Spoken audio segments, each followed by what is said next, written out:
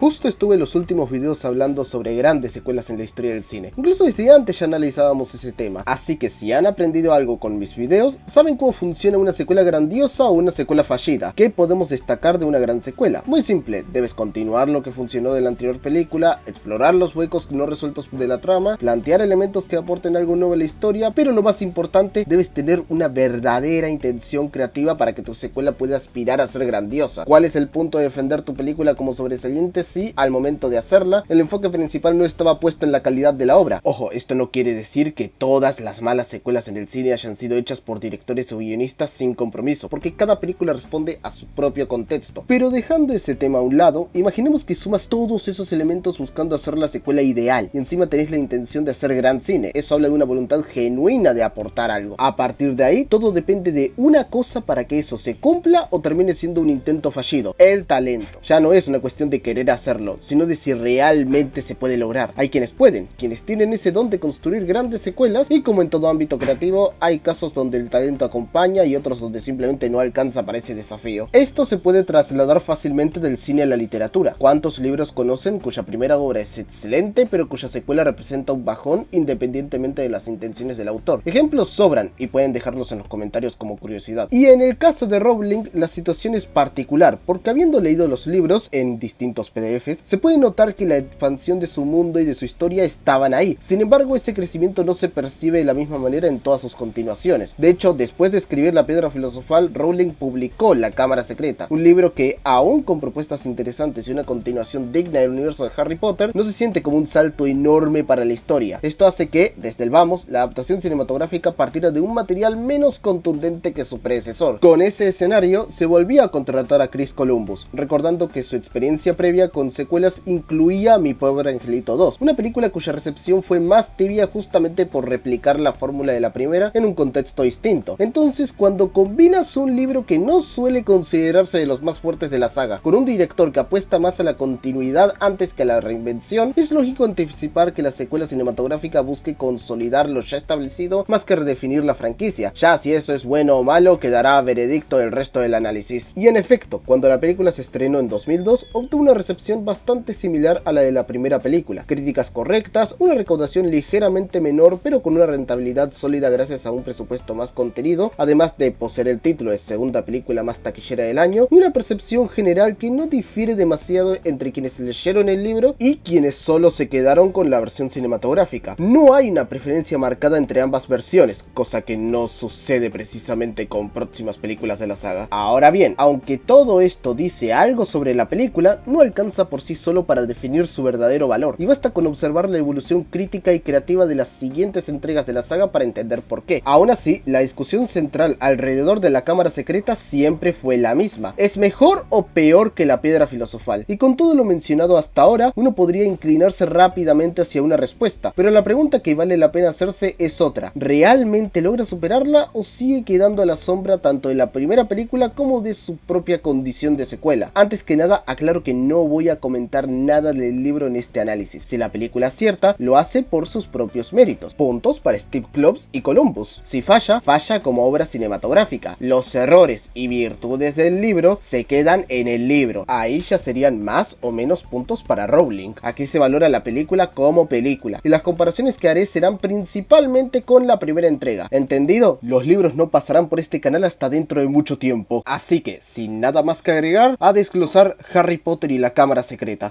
Está mal de la cabeza conocer El inicio de La Cámara Secreta es una declaración de intenciones. En lugar del prodigio inicial de La Piedra Filosofal, que nos permitía respirar el asombro de Harry al descubrir un mundo prometedor, esta segunda entrega inaugura con la sensación opuesta: el rechazo y el encierro. Desde el primer minuto, la cámara insiste en los muros, los pasillos y las habitaciones de los Dursley como jaulas visuales. Columbus utiliza encuadres cerrados, distancia focal corta y una iluminación más dura para que la casa sea ahora una trampa emocional. Esa misma decisión formal cambia el punto de vista del espectador. Ya no estamos únicamente contemplando maravillas, sino sintiendo la frustración de un niño que sabe que pertenece a otro lugar y que por capricho ajeno se le niega ese regreso. Es un arranque que modifica el pacto de la saga con el público. El refugio no es automático ni garantizado, y la empatía que habíamos construido se refuerza porque la cámara nos mantiene cerca del pequeño expulsado. Así, la prosa visual del primer acto trabaja en clave de claustrofobia claustrofobia y anticipación, preparando el relato para que lo mágico deje de ser solamente consuelo y pase a ser un campo de conflicto. En términos narrativos, esta apertura coloca a Harry no como un niño a punto de recibir maravillas, sino como alguien que debe merecer o recuperar su lugar. En términos temáticos, planta la semilla de la pregunta sobre pertenencia que dominará la película sin aún formularla de manera explícita. Ese detalle narrativo es pequeño en apariencia pero enorme en la experiencia. Muestra que la magia puede ser negada al hogar también. Al final, Harry es rescatado por Ron y sus hermanos en un Ford Águila, y esto funciona como catarsis narrativa tras ese encierro inicial. La llegada caótica, el viaje en el aire y la entrada a la madriguera constituyen un bálsamo inmediato. En esta pequeña sección del primer acto, la película recupera el calor humano tangible que recuerda el afecto que definía la primera entrega. La casa de los Weasley se presenta con planos abiertos, encuadres que reúnen cuerpo y voz, un diseño de producción hogareño y una paleta cromática más viva que contrasta con la dureza de los Dursley. Es la primera comprobación de que la saga puede todavía sostener su ternura en su universo visual a pesar del cambio de tono, y además funciona como punto de apoyo para Harry. Los hermanos Weasley y su genuina hospitalidad permiten al espectador respirar y creer en la posibilidad de pertenencia, pero ese refugio no se replica cuando la narración nos devuelve a los espacios públicos del mundo mágico. El callejón Diagon, que en la Piedra Filosofal había sido una celebración sensorial, mercados, luces, murmullos de sorpresa, aparece aquí con un matiz menos desbordado. La luz es más contenida, los encuadres reservan espacio para el vacío y la cámara muestra recovecos que insinúan amenaza. Igual sucede con Hogwarts, donde antes el castillo lucía como un refugio casi mítico, ahora sus corredores funcionan como escenarios de espera y sospecha. Ese contraste audiovisual es deliberado, el afecto personal existe, pero la institución que lo aloja ya no es unánimemente protectora. La película conserva la veneración pública hacia Harry, los saludos y las miradas de admiración, pero desde el primer acto se talla una fisura evidente, cosa que se nota desde el propio apartado técnico, ya que el tratamiento sonoro y la partitura de John Williams funciona aquí como una brújula emocional diferente a la de la primera película. Si en la Piedra Filosofal la música parecía traducir el asombro infantil de Harry, melodías expansivas que nos hacían pensar con él, en la cámara secreta Williams opta por variaciones más tensas y contenidas. No es que el compositor se haya quedado sin recursos, sino que decide modular la empatía hacia la inquietud. La música se vuelve mucho más subtonal, con temas que insinúan peligro en lugar de éxtasis, y el uso del silencio adquiere peso dramático. Esa decisión sonora dialoga con lo que la cámara y la dirección artística están construyendo: menos alfombras de calor y más espacios con eco, donde los sonidos diurnos quedan amortiguados y los ruidos nocturnos destacan. En términos de narración, el primer acto cierra como un interludio ambivalente. Harry ha sido recibido, ha recuperado calor humano y ha vuelto al colegio, pero el tono general promete que la bienvenida no será incondicional. La película siembra incógnitas, sensación de ser observado, silencios inquietantes, sin resolverlas. Técnicamente esto se logra con cortes que alargan la espera y con planos que priorizan la figura de Harry en negativo, aislado dentro de marcos que antes funcionaban para reunir. Así, el primer acto cumple su función, restituye la calidez humana necesaria para que la pérdida de seguridad posterior duela, prepara el paisaje emocional y deja al espectador en una ansiedad incontenida, expectante por la formulación completa de preguntas que la película comenzará a abrir en el segundo acto. Hasta ahora, más allá de un par de detalles que complicarán la película mucho más adelante, no la veo precisamente inferior a la Piedra Filosofal, así que veamos cómo evoluciona esto.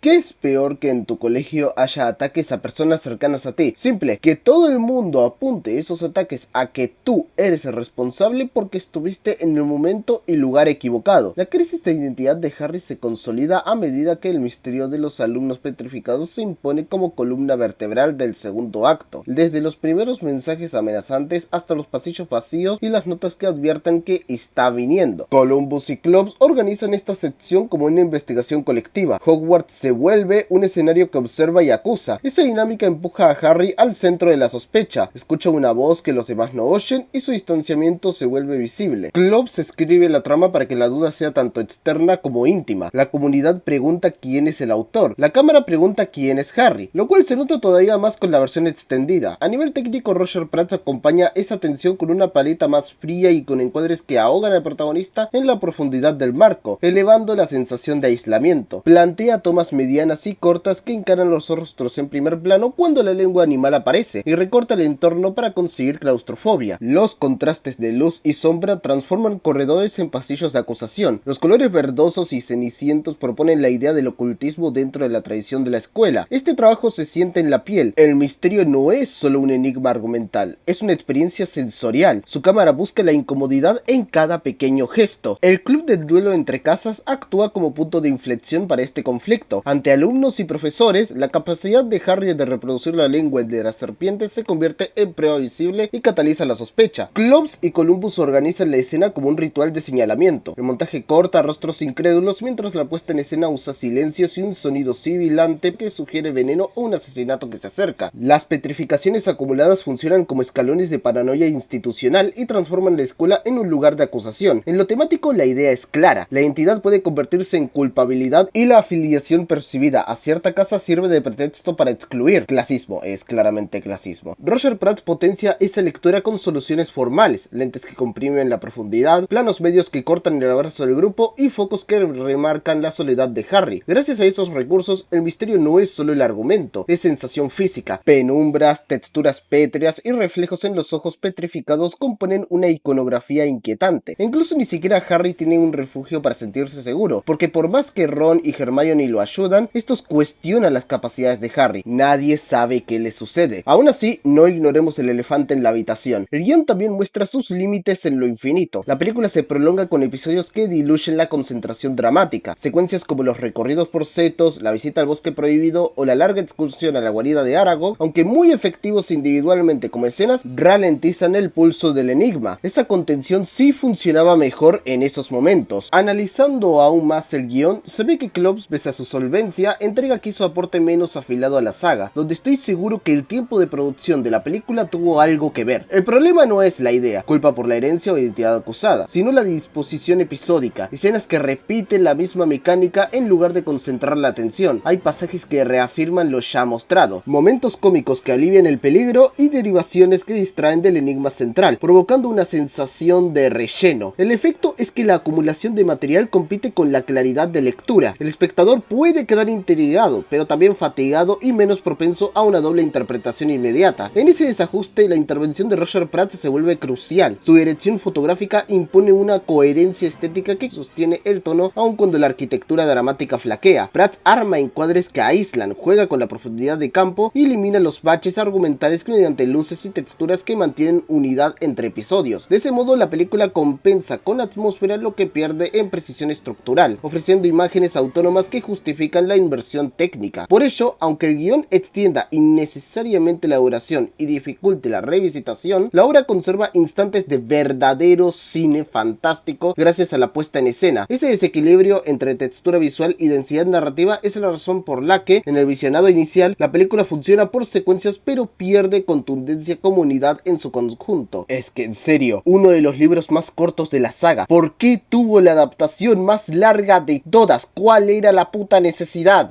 Te expulsarán, Hagrid.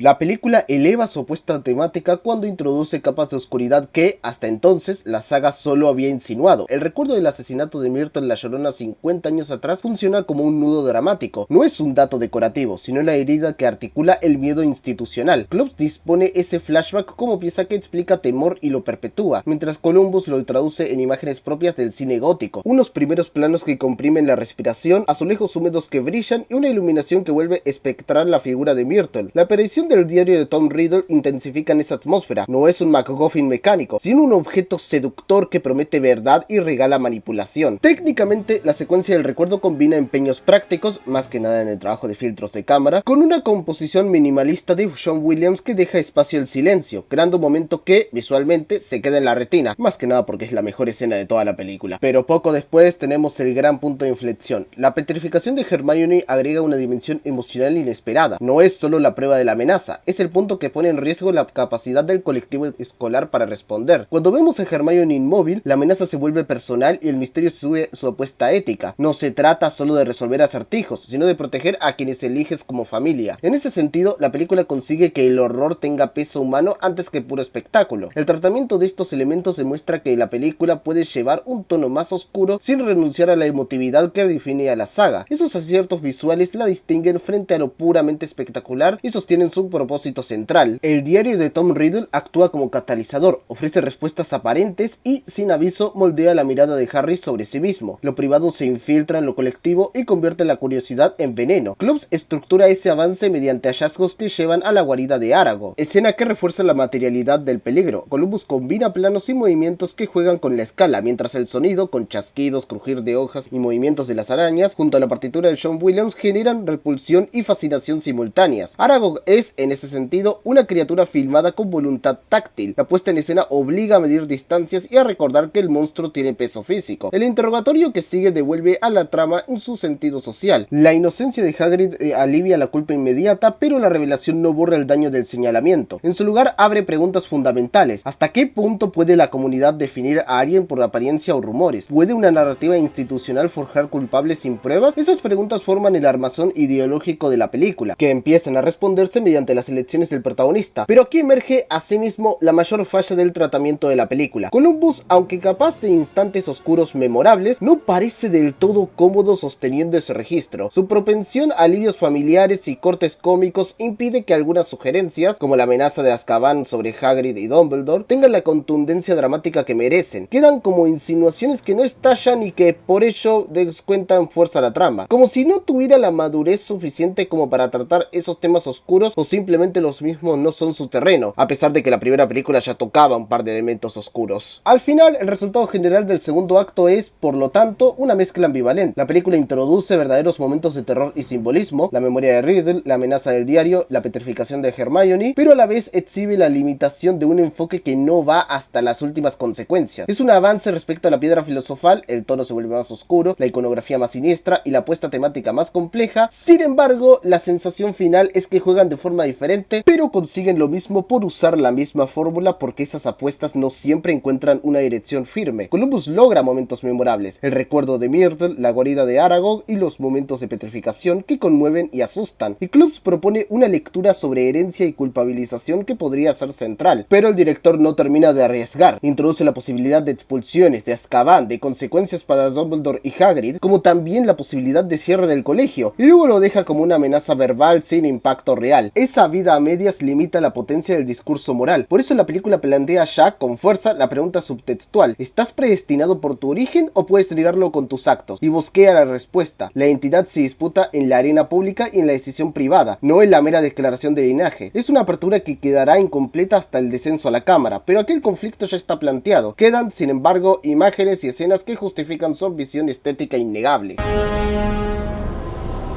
El clímax dentro de la cámara secreta funciona como la cumbre dramática en la que la película concentra sus apuestas formales y temáticas. La cámara, la aparición del diario de Tom Riddle y la revelación de la verdad pasada se ensamblan para ofrecer un bloque narrativo de alto voltaje. La escena del descenso está filmada con voluntad casi arqueológica. Columbus organiza el espacio subterráneo como un lugar de memoria donde la arquitectura misma expone culpa y violencia heredada. Roger Pratt compone imágenes que vuelven táctil el entorno, texturas húmedas, reflejos de piedra y escalones que obligan a leer la escena como rito. El diario, por su parte, es tratado con economía dramática. Close-ups sobre tinta y palabras que se transforman en presencia permiten que la materialidad del objeto sustituya largos discursos. Al mismo tiempo, la película mantiene claridad narrativa. Cada descubrimiento conduce a otro y el control del tiempo en el modo de revelar la información fortalece la sensación de inevitabilidad. Aquí la puesta en escena hace visible el subtexto que veníamos rastreando, la pregunta sobre la herencia y la identidad, porque el pasado se presenta no como dato histórico, sino como fuerza que persigue al presente. No es solo un giro argumental, es la culminación de un arco emocional. Harry enfrenta lo que su situación podría significar para otros y para sí mismo. En ese sentido, la cámara se convierte en una prueba moral y simbólica. El protagonista no compite por gloria, sino por aclarar la verdad y proteger a quienes son su familia elegida. La escena pide decisiones éticas, más que golpes de efecto, y las obtiene con sobriedad. Todo eso lleva a la lucha con el basilisco, que corona esa construcción con una mezcla de terror clásico y cine de aventuras más moderno. Aquí el monstruo no es solo un antagonista físico, sino un detonador de miedo primordial, sobre todo porque es una puta serpiente, no me joda. Columbus dosifica la aparición. Primero juega con la ausencia, la mirada que busca algo que no se ve y los ruidos que anuncian una presencia. Luego, cuando la criatura ocupa el encuadre, la puesta en escena privilegia la escala y el contraste entre un cuerpo gigantesco y la vulnerabilidad infantil de Harry. Pratt contribuye decisivamente, compone la profundidad de campo para que la serpiente domine el ángulo, usa contrapicados rotundos y recorta la paleta para que los reflejos húmedos de la cámara transmitan la sensación de fauces. El resultado visual envejeció bien porque muchas soluciones son prácticas y texturales, modelos, trabajo de iluminación y composiciones que priorizan materialidad sobre brillo digital, además de un CGI excelentemente bien trabajado y que envejeció mejor que todo esto. En paralelo, la banda sonora utiliza temas que se retraen y explotan con contención, lo que permite que el silencio y los ruidos orgánicos potencien el peligro. Técnicamente, los efectos muestran un salto respecto a la primera película. Aquí se juega con maquetas y animatrónicos complementados por CGI, una mezcla que le da tangibilidad a la criatura. Esa decisión estilística refuerza la tensión y justifica la inversión en diseño de producción. Sin embargo, ese clímax, por potente que sea, llega con cierto costo. La película tarda tanto en alcanzarlo y la dilación proviene de una duración amplia que obliga a múltiples episodios intermedios. Esa espera reduce la inmediatez emocional. Cuando finalmente explota el enfrentamiento, parte del impacto se ha amortiguado por el tiempo de espera acumulado. Y encima se le suma otro problema más a este tercer acto, y son los problemas de caracterización que afectan la economía moral del desenlace. Ginny Weasley es el motor emotivo que impulsa la emergencia de la cámara, pero su representación resulta limitada. Convertida en receptáculo del mal, su voz interior queda ausente y su trauma no se trabaja en pantalla, de modo que la carga ética del conflicto se siente a medias. Esa reducción condiciona la lectura de la película. Si la víctima no tiene agencia, la resolución parece depender más de objetos externos que de procesos de reparación personal. Tampoco ayuda que haya aparecido tan poco en la película y que su personalidad sea bastante vacía, pero no me sorprende el peor personaje de toda la saga. Y por otro lado, tenemos a Gilderoy Lockhart. Diseñado como alivio cómico, desactiva tensión en momentos clave. Sus intervenciones humanizan el entorno, sí, pero también diluyen la gravedad cuando el relato debería sostenerla. Esos dos elementos limitan el alcance efectivo del clímax, porque recortan la identificación y la intensidad emotiva que merecía la confrontación final. Aún así, la secuencia funciona gracias a decisiones narrativas y técnicas que respetan la coherencia del arco de Harry. Su enfrentamiento con el basilisco y la destrucción del diario muestran que actúa por elección propia y no por designio heredado. Es decir, la película ofrece una respuesta parcial a la pregunta subtextual sobre destino y decisión. Harry niega la lógica del linaje mediante actos concretos, elige proteger a la familia que formó y no reproducir la violencia del pasado. Esa victoria moral es importante, aunque incompleta. Quedan vacíos en la representación de Ginny y varias fallas en el tono y ritmo impiden que el clímax alcance una emoción más grande. ¿Es memorable? Sí, pero pudo ser todavía más potente.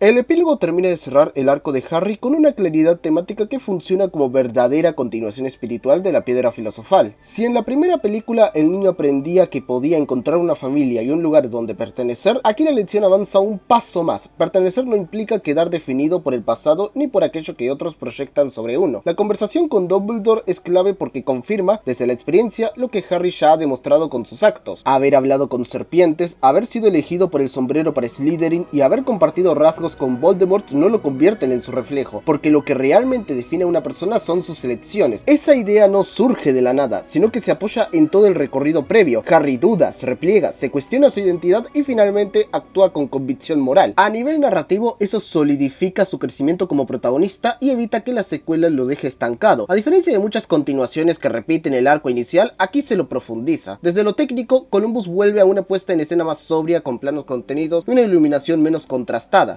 reforzando la calma posterior al caos. La música de Williams acompaña sin imponerse, retomando temas conocidos pero con un tono más sereno, casi reflexivo. Todo el epílogo funciona como una exhalación emocional. No hay necesidad de espectáculo, porque el conflicto ya se resolvió en el plano ético. Harry no venció a un monstruo, venció la idea de que estaba condenado a ser algo que no eligió ser. Sin embargo, ese mismo cierre introduce el punto ambivalente más claro de la película. Dumbledore verbaliza el mensaje de manera demasiado directa. El diálogo está bien escrito, es cálido y coherente con el personaje, pero también es excesivamente explicativo. La tesis de la película, no eres tu herencia, eres tus decisiones, ya estaba clara por la acumulación de acciones, sacrificios y contrastes a lo largo del relato. Es decir, la película ya había mostrado más de lo que necesitaba contar. Al ponerla en palabras tan explícitas, la película corre el riesgo de subestimar al espectador, transformando un subtexto bien trabajado en una conclusión casi didáctica. Esto no invalida la escena ni su impacto emocional, pero sí le quita muchísima sutileza. Para contrastar, en la piedra filosofal, Dumbledore también funcionaba como guía moral, aunque sus lecciones estaban más integradas a metáforas y situaciones, como el espejo de Oesed, motivo por el que, aun cuando se pueda percibir igual que en la película pasada, ahí al menos había más misticismo y también se ataba a la caracterización de personaje, y era menos directo, lo que lo hacía mucho más sabio. Aquí el mensaje se formula de manera frontal, lo que puede sentirse redundante y hace al personaje una galleta de la fortuna andante. Aún así, la escena tiene valor porque reafirma a Dumbledore como figura paterna espiritual y porque valida las dudas internas de Harry sin juzgarlas. Un poco como cierta película de superhéroes del 2022. Expositiva pero funciona. En términos de continuidad, esto es importante. No se le exige al protagonista que no dude, sino que aprenda a convivir con esas dudas. La ambivalencia no está en el contenido del mensaje, sino en la forma. Es una decisión que prioriza claridad sobre elegancia, accesibilidad sobre ambigüedad, y eso encaja con el tono general de Columbus, aunque limite la profundidad interpretativa para algunos espectadores. El cierre definitivo refuerza esa tesis a través de acciones, no de palabras. La liberación de Dobby con el calcetín es una de las escenas más significativas de la película, no solo por su ingenio narrativo, sino porque cristaliza el mensaje central. La liberación no depende del origen, sino de la dignidad reconocida. Harry no derrota a Lucius Malfoy con poder mágico, sino con astucia moral, usando una grieta en un sistema injusto para liberar a alguien oprimido, que además era algo que se iba construyendo desde el propio inicio de la película. Y le pone un importante estate quieto al padre malfollado. Es una victoria pequeña en escala, pero enorme en significado, y vaya que va a significar mucho después. Del mismo modo, el regreso de Hagrid a Hogwarts y el recibimiento de parte de los estudiantes funciona como una reparación simbólica. La comunidad reconoce su error y restituye a quien fue marginado por prejuicio. Estas escenas finales devuelven a Hogwarts parte de la calidez perdida, no porque el mundo haya dejado de ser peligroso, sino porque los personajes aprendieron a mirarse de otra forma. En lo técnico, Columbus recupera la luminosidad y la música vuelve a un tono celebratorio, cerrando el arco emocional con optimismo contenido. Y esta escena sí que solo podía funcionar con la dirección de Columbus, porque es la última vez que veremos a Hogwarts de forma tan optimista. Y de esa forma, la cámara secreta concluye reafirmando lo que la saga empieza a construir con firmeza. Crecer no es descubrir quién eras destinado a ser, sino decidir una y otra vez quién eliges ser frente al miedo, al legado y a la oscuridad.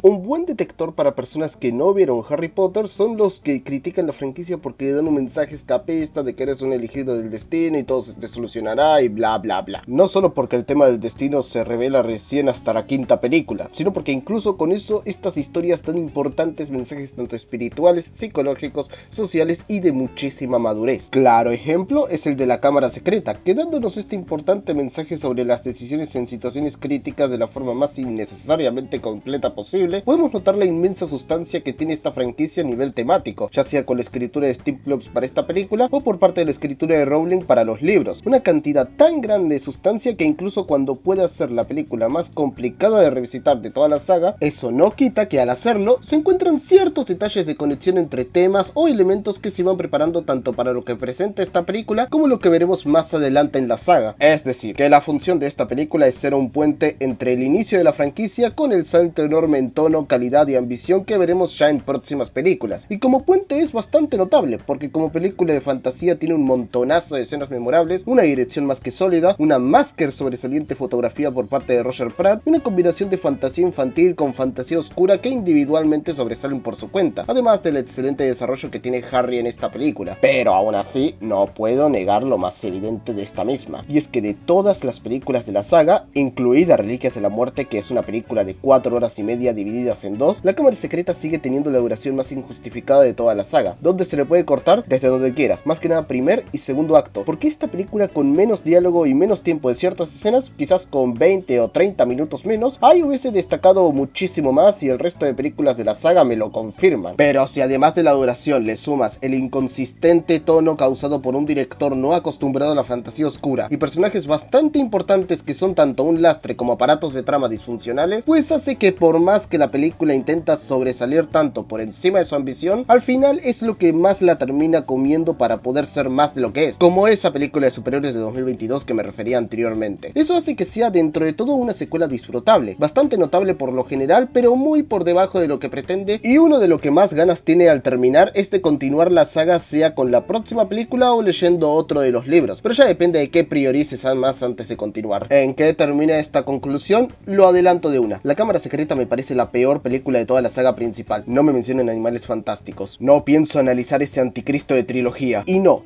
tiene nada que ver el hecho de que Chris Columbus haya repetido, porque David Yates lo hizo el doble de veces y adelanto que a esa maldita cabra lo voy a defender a más no poder. Pero volviendo con esta película, incluso en sus puntos positivos y cosas que supera la Piedra Filosofal, no me parece particularmente especial o super saliente a comparación de otras películas de la saga que sí son de lo mejor que nos ha dado la fantasía en la historia del cine. Sólida película, pero su mayor problema es que tiene a 7 películas por encima que la superan en todos los aspectos, y ya que justo mencioné ese número, esa es mi calificación final, un 7 de 10. Buena película, bastante notable, pero el promedio de Harry Potter es muchísimo más alto que este número. Cerrando lo que dije al inicio, podrás tener todos los elementos y la receta correcta para cocinar una gran película, pero si los ingredientes de primera mano no son los mejor cultivados y el chef no tiene mucho más que aportar, al final no hay nada más que hacer que disfrutar en el mejor de los casos. Pero bueno, ustedes ya saben cómo funciona esto: like, suscribirse, activen la campanita, compartan el video y el canal para que todos lo vean y todos se suscriban, síganme en mis otras redes sociales y sin nada más que agregar, ¡Tucán fuera! ¡Buen viaje!